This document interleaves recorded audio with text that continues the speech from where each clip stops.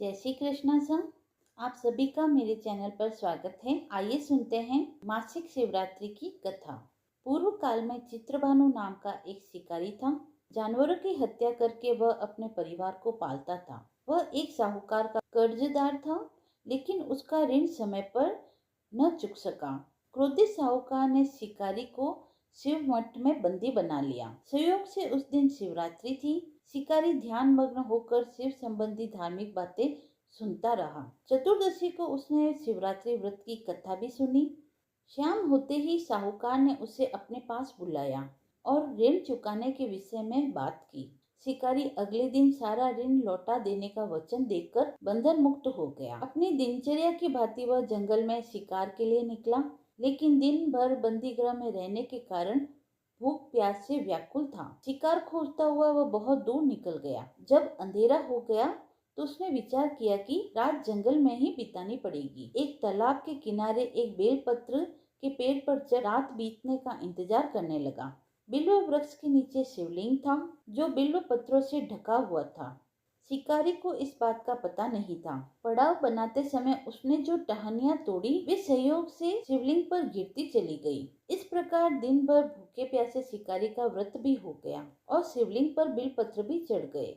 एक प्रहर रात्रि बीत जाने पर एक गर्भिणी हिरनी तालाब पर पानी पीने पहुंची। शिकारी ने धनुष पर तीर चढ़ाकर ज्यों ही प्रत्यंचा खींची, हिरनी बोली, मैं गर्भिणी हूँ, शीघ्र ही प्रसव करूंगी। तुम एक साथ दो जीव हत्या करोगे, जो कि ठीक नहीं है।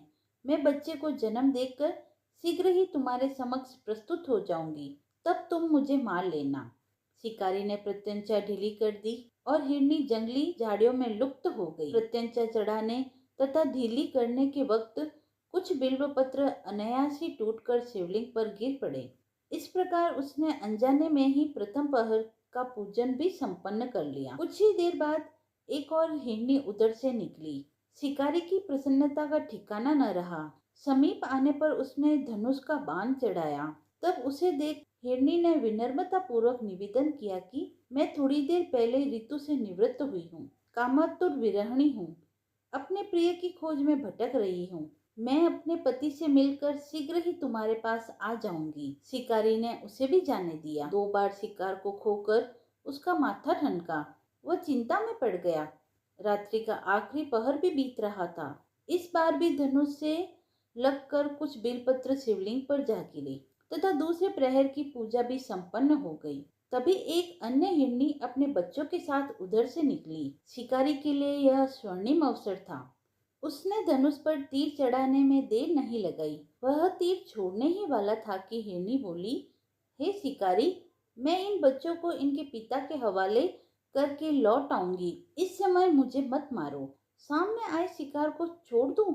मैं ऐसा भी मूर्ख नहीं। इससे पहले मैं 2 बार अपना शिकार खो चुका हूँ। मेरे बच्चे भूख प्यास से व्यग्र हो रहे हैं। उत्तर में हिरनी ने फिर कहा, जैसे तुम्हें अपने बच्चों की ममता सता रही है, ठीक वैसे ही मुझे भी सता रही है। हे शिकारी, मेरा विश्वास करो, मैं इन्हें इनके पिता के पास छोड़कर तुरंत लौटने की प्रतिज्ञा करती हूँ। हिरनी का दीन स्वर सुनकर शिकारी को उस पर दया आ गई। उसने उस मृगी को भी जाने दिया।